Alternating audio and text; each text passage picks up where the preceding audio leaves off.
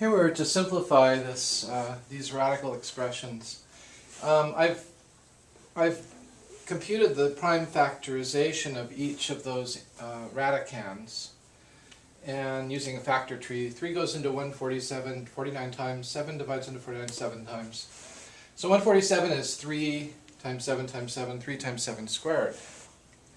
Same for the rest. So replacing the radicals with their prime factorizations, we get this.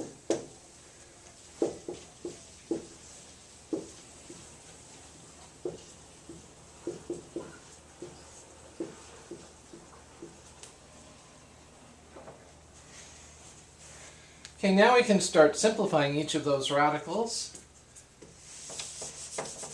by dividing the exponents by 2. So there's a little 2 out here when nothing appears that way. Put 1s for exponents that are missing. And we're dividing each of the exponents by 2 here.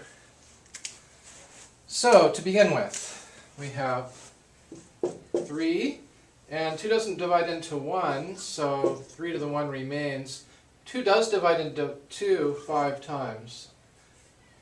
1 time.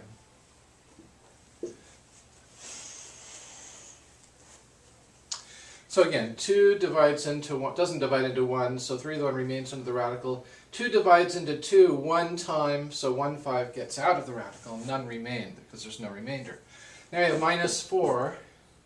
2 divides into 2 1 time with no remainder.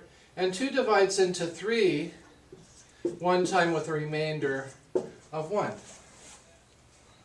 Finally we have 5, and 2 divides into 2 once, so 1 2 gets out. 2 doesn't divide into 1, so 3 to the 1 remains under the radical.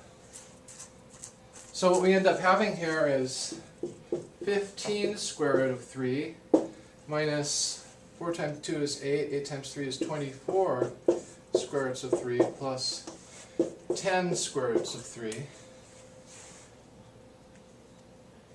And so this all adds up to